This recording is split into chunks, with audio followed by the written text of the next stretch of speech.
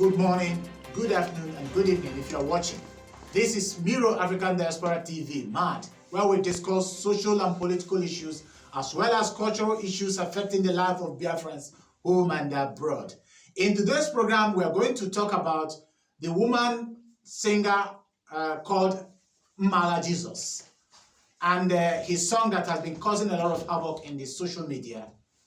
The issue with this song is that it, on the one side, praises one part of the Igbo nation as being benevolent and industrious, whereas it labels another part of the state as being morally debased and essentially they are the state of whore in the whole Igbo nation. As a matter of fact, this song can be viewed as an artwork, and it can be also conceived as a very divisive statement from the woman.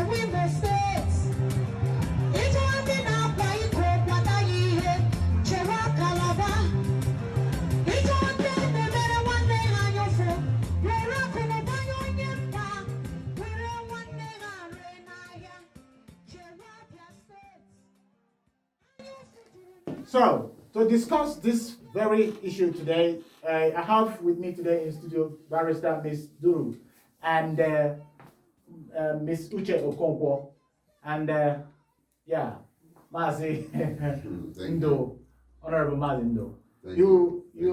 Madam, you are welcome to the studio. And so the question is, this song, let me start with you, Mazi, Barrister Ms. Duru. This song, it's on the one hand seems to be addressing the social issue. On the other hand, it has some derogative word that labeled a part of the state or a part of the Igbo nation as being a state of whore. So what's your take? Thank you very much for having me on this program. And based on the topic on ground concerning this particular song, I want to say that I view this song as being divisive. And why do I say so? I say so because it is attributing or giving good attribute to a part of a section of the Igbo land and calling the other parts, with a bad name. So in this song, you find out that people will tend to identify with the people from that part where they are labeled, adulterous or prostitutes. Identify with them in that light, but the other people as good. So this particular song should not be encouraged, or this particular trend should not be encouraged, because it divides us and it emphasizes what divides the Igbo people than what brings them together. A very divisive song, you said, Madam Miss Uche Okonkwo. What's your take? Divisive or moral, addressing social issue? Yeah, thank you, Master, for having me. In my own opinion, I would say that the song, in as much as it intends to address moral issue or Igbo unification, as the singer said, I heard the singer said that Igbo people should love themselves, but it is also divisive. Okay. Because some people, the people that we are portrayed as being benevolent, that give good gifts with houses and the rest, will be feeling on top of the world, while on the other hand, the other people that we are being portrayed in a wrong way will also, they'll be feeling bad about it, even if it is the truth.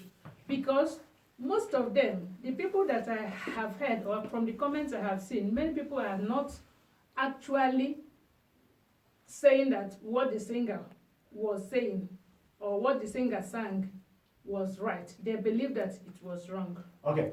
Mazi, Yes. what's your take? The song.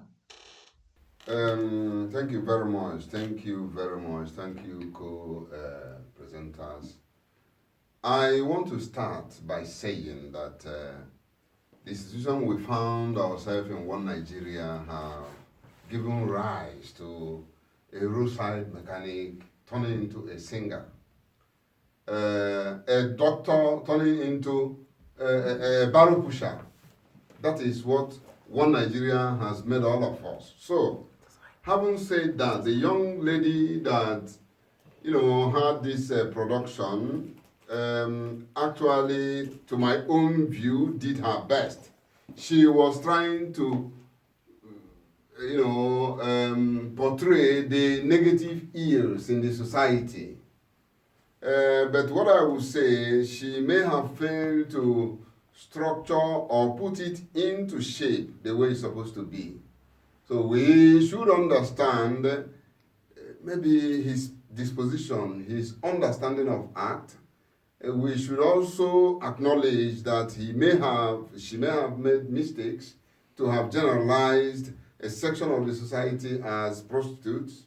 That is very bad, but I think she's just trying to, say a number of things that are wrong in the society. Okay, you consider the song to be, relevant, so to say? Yes. Okay. This is an artwork person is doing.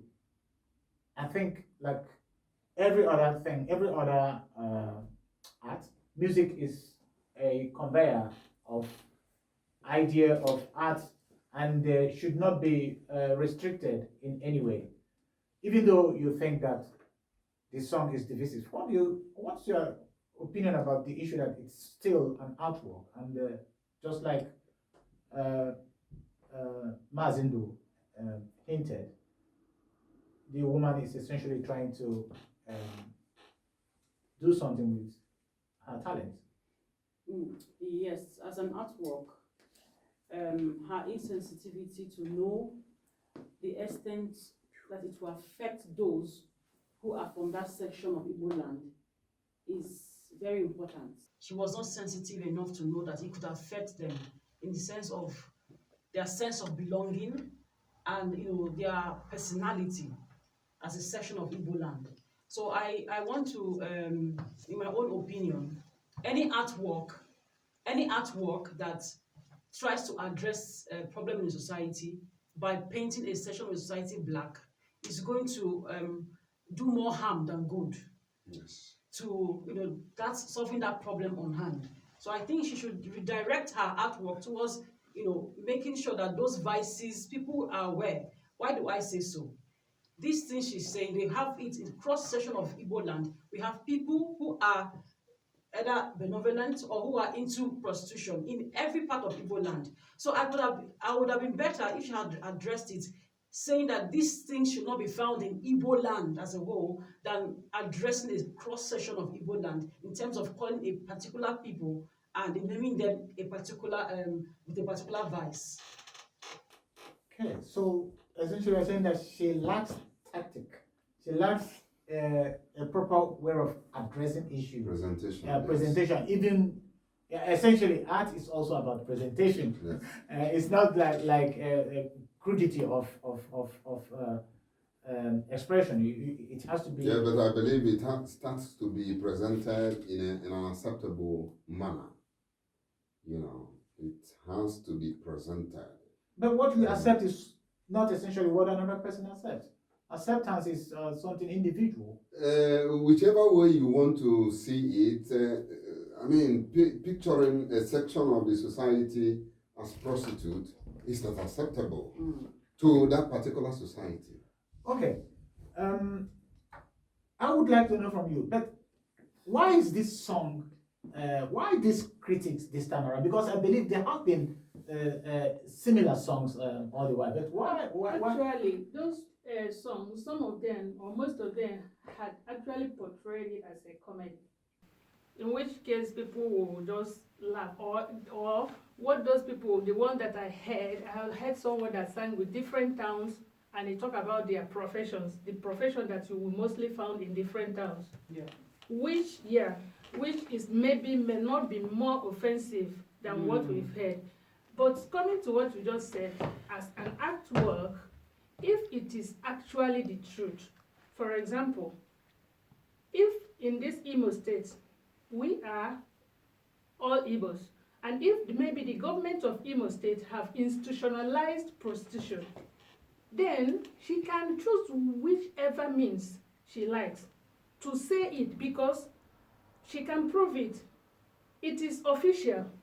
She can say, this is not what we are known for. How can a governor come and institutionalize prostitution, or institutionalize that other Igbo parts of Igbo are not doing it? But when you say that, if you permit me to say it in Igbo, if you are looking for people, you know what, you go to Imo State.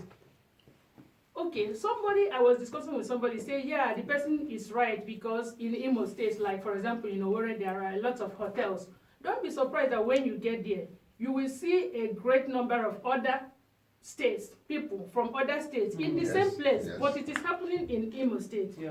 Okay. That is why I said it is wrong. But if she can prove it, like what I'm saying, that Imo State have stamped it, that we approve this, we recognize this, then the person will now have every right to come and maybe say it, because you cannot use individual moral deficiency. Yeah. It's individual. You can find it in every place to generalize To judge the whole state. state. Yes. So that's the problem. That's where essentially where Where she got it wrong. the crux of the issue is this element of generalization Yes. that essentially emanate from a sense of on already existing prejudice. Yes. Yes.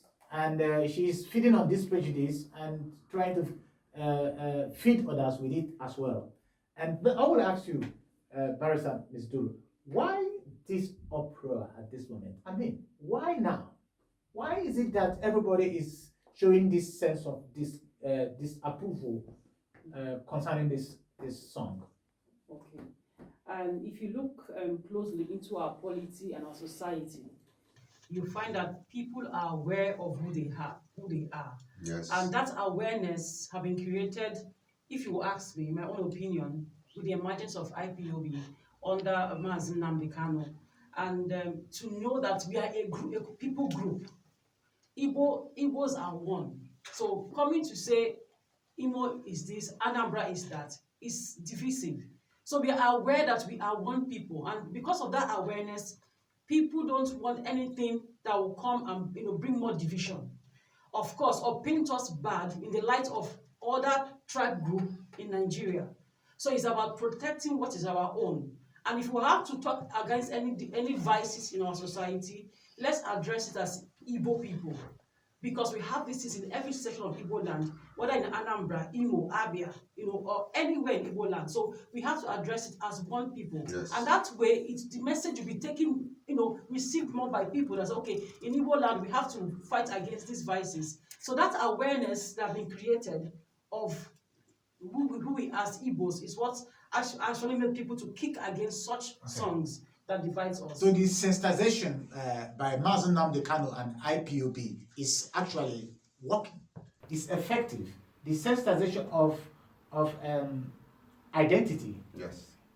which he has been doing for long. We're actually getting the fruit. Sure. I wanna say something. Sorry, just very brief. On the issue of this sensitization, you see, for over the years we have been conditioned to accept the narrative from our oppressors. The narrative from those who control the source of information on the media.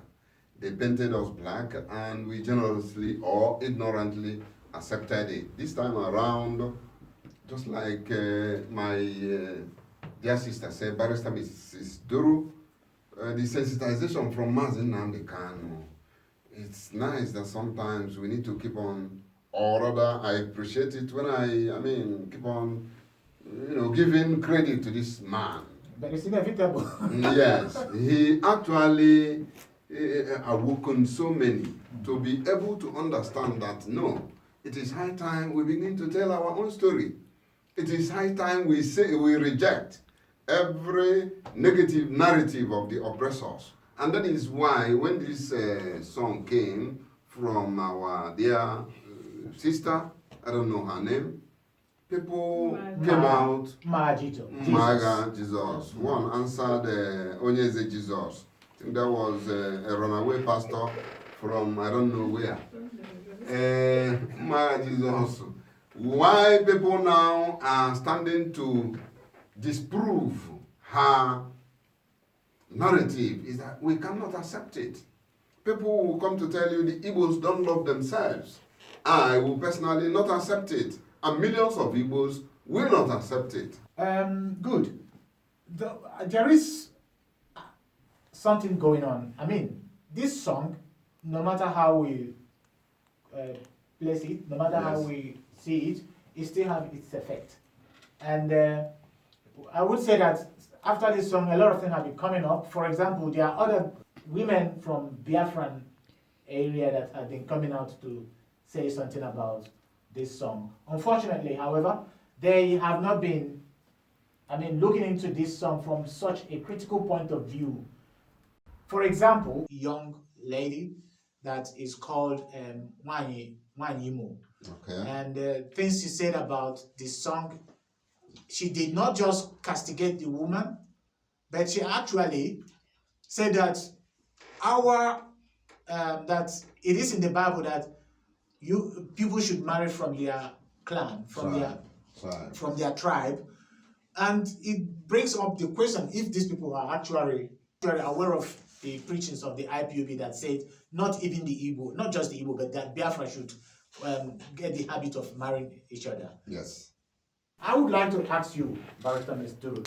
This idea that, as you've seen, this idea that people from Imo should actually get married to, a man from Imo should get married to women from Imo, does it reflect the ideology of Mazi Nnamdi Kanu? I mean, if you are listening to one of his broadcasts, there was a time he mentioned it extensively that we as Biafrans should actually be marrying each other. What do you think? Okay, thank you. I want to say in this case, as concerning marriage and the woman advocating that the Imo men should only marry Imo women, is also goes to the fact to shows that she does not understand that the Igbo race is one. So you don't narrow the Igbo race to just Imo or Imolites. So for her to say that, she's trying to say that that part of Igbo race is just what is relevant, which is not true. And when it comes to the issue of marriage and what marriage is, I think it's a choice. People make choice who they want to marry, and there are some factors that will make somebody to marry or choose where to marry from. So if, for example, I'm from Imo State and the person I want to marry, the qualities of the person I want to marry, I cannot find from somebody in Imo State. Is she trying to say I should just go and marry somebody from Imo State because it should be the trend? So I think, in my opinion, when it comes to marriage, we don't narrow it down to just people of the same tribe. Yes, it can happen, but it should be open based on the Biafra is more than just Igbo race. Exactly. And so it should be extended to other people that make up Biafra, and that way it will foster the unity that we seek among us. Yes, beautiful. So, Beautiful. Beautiful. She just shared it the way it is. Thank you very much. The marriage should not just be narrowed down to Imo and Imo. These are people who are consumed or drowned with the slave master's version of event, or the colonial nomenclature, which in the course of history divided a people. we are Igbos, we are Biafrans. So I will advocate marriage between we the Igbos. Call me a racist if you may, but I think I would prefer to advocate for marriage among the culture, the tribe. This is in a way to propagate or to maintain the lineage, to maintain the chronicle or, what our patriarchs started. It's as simple as that. So, what do you say about this issue of one Imo asking the Imorians or the men from Imo to stick to women from Imo? Essentially, she's putting the blame on the Imo men. Should we see it like what the Igbo language said, that Arab or Ike, or do you think that she's right in what she's saying? Yeah, thank you very much. That is why I asked the question. This issue of emo ladies being into what the singer said has been maybe not just the first time emo people are being portrayed in a bad way. I've heard, in terms of marriage, actually, I've heard people say that a dowry or the process of marriage in emo is very expensive. And if that is one of the reasons the woman was saying that, then I would say that she is right in asking emo men to go and marry to emo women. Because in Igbo tradition, it is actually the men that set up those things that are required. And if they should not do anything about it, and if they feel that it's okay, then let them go and do it if other people are running away. But if that is not the case, I will now say that marriage is not supposed to be between one state, that it should be exclusively only Igbo people, that Igbo men should marry. But they can go as far as other Igbo tribes, other Igbo states to marry, because the basis of marriage is unity. And if you cannot find, wherever you found that unity is where you should go. And as a matter of like trying to make the whole of Igbo people come together as one, we should know that Imo State, Anambra State, I come from Anambra State, we are all Igbos. Yeah. And marriage should not be restricted to these people marry these people or these people marry these people. We should intermarry. And not forgetting the basis of the institution of marriage, which is unity. Yeah. So I will now say, as my brother here has said, that yeah, if you people terms it a racist, well, everyone's supposed to be a nationalist. He is, as an Igbo man, is a nationalist. By trying to promote Igbo people to marry within their culture, that is easier. Yes. But I will not say that it is better. But Okay. it is easier, excuse me, in the sense that if you marry within your culture, it will be easier for you. But we should not propagate or say anything against or frown at anybody that's decided to marry Outside the culture. Okay. Culture. I want to bring this idea into this discussion because it's very important. People should marry to the from the their state or their culture, as you put it, but Ethnic origin.